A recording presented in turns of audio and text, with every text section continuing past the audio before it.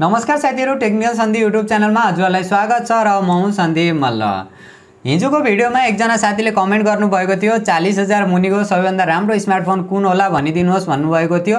हजुरका लागि यो भिडियो अलिकति स्पेशल रहनेछ किनभने स्यामसङले आफ्नो एम सिरिजको M51 लाई यही हप्तादेखि नै नेपाली बजारमा लन्च गर्दैछ।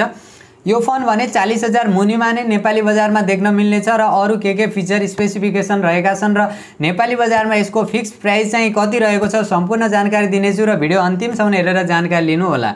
र भिडियो सुरु गर्नुभन्दा पहिला हजुरलाई एउटा सानो रिक्वेस्ट गर्न चाहन्छु, सबैभन्दा पहिला भिडियोलाई लाइक गर्नु होला र तलपट्टि देख्न सक्नुहुन्छ रातो बटन, त्यसलाई थिचेर च्यानल सब्स्क्राइब गर्नु होला र साथमा रहेको नोटिफिकेसन बेल आइकनलाई दबाएर अल नोटिफिकेसनलाई पनि अन गर्नु होला ताकि मैले जति पनि नयाँ भिडियो अपलोड गर्छु सबैभन्दा पहिला नोटिफिकेसन हजुरलाई मिल्नेछ। स्यामसङ ग्यालेक्सी M51 को बारेमा कुरा गर्ने हो भने सबैभन्दा पहिला यसको डिजाइन र बिल्ड क्वालिटीबाट सुरु गरौँ।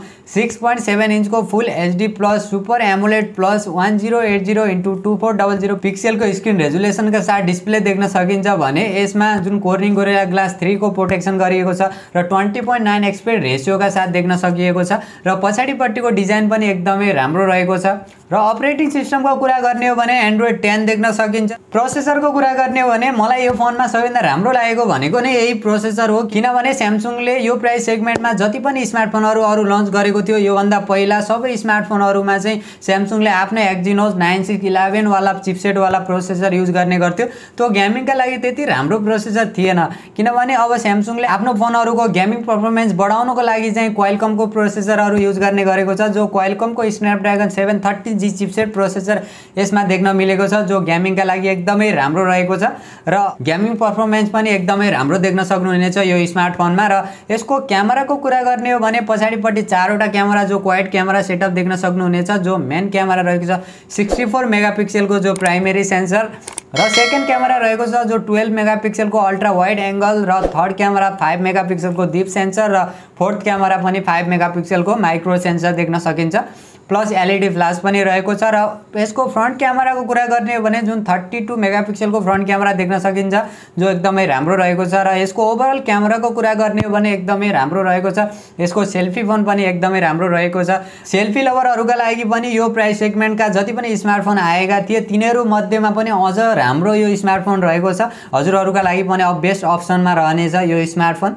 ब्याट्रीको कुरा गर्ने हो भने यहाँनिर अझ कमालको कुरा रहेको छ किनभने अहिलेसम्म कुनै पनि कम्पनीले 7000 mAh को ब्याट्री भएको स्मार्टफोन लन्च गरेको छैन र फेरि जुन प्राइसमा यो लन्च हुँदैछ त्यो प्राइस सेगमेन्टमा यो लेभलको ब्याट्री ब्याकअप पाउनु भनेको त अति नै राम्रो कुरा हो र हाम्रो लागि एकदमै प्लस पोइन्ट रहेको छ। र यसमा 7000 mAh को ब्याट्री देख्न सकिन्छ, 25 वाटको fast charger USB type C port देख्न सकिन्छ, ब्याट्री ब्याकअप एकदमै राम्रो देख्न सक्नुहुनेछ।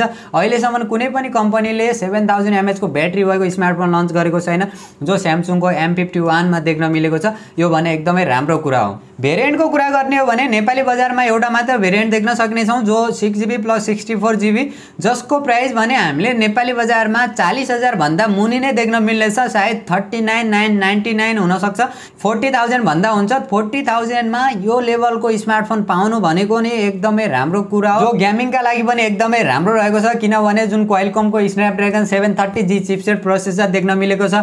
मलाई पनि यो स्मार्टफोनमा सबैभन्दा राम्रो लागेको कुरा नै यही हो, प्रोसेसर र सेकेन्ड कुरा भनेको ब्याट्री ब्याकअप। जुन लेभलको ब्याट्री ब्याकअप हामीलाई मिलिरहेको छ यो स्मार्टफोनमा त्यो भनेको एकदमै राम्रो कुरा हो। र स्यामसङ ग्यालेक्सी M51 को ओभरअल डिजाइन फिचर र स्पेसिफिकेसनलाई हेर्ने हो भने मलाई भने यो स्मार्टफोन एकदमै राम्रो लाग्यो। जुन प्राइसमा यो नेपाली बजारमा लन्च हुँदैछ त्यो प्राइसलाई हेर्ने हो भने र यसका फिचर स्पेसिफिकेसनलाई हेर्ने हो भने चाहिँ एकदमै राम्रो कुरा हो। र ओभरअल यो फोनको बारेमा कुरा गर्ने हो भने मलाई एकदमै राम्रो लागेको छ। डिजाइन वाइज हेर्दा, फिचर स्पेसिफिकेसनलाई हेर्दा, battery backup, camera feature, totally feature specification एकदमै राम्रो रहेको छ र गेमिङका लागि पनि एकदमै राम्रो मान्न सकिन्छ यो स्मार्टफोन। 35,000 देखि 40,000 को बीचमा एकदमै राम्रो फिचर स्पेसिफिकेसन भएको, गेमिङ परफर्मेन्स भएको, क्यामेरा क्वालिटी राम्रो भएको स्मार्टफोन हेर्दै हुनुहुन्छ भने हजुरहरूका लागि बेस्ट अप्सन रहनेछ स्यामसङ ग्यालेक्सी M51 र मलाई पनि एकदमै राम्रो लागेको छ। र हजुरहरूलाई यसको फिचर स्पेसिफिकेसन हेरिसकेपछि यो फोन कस्तो लाग्यो र यो फोनको सबैभन्दा राम्रो कुरा चाहिँ के लाग्यो त्यो भने कमेन्ट गर्नु होला र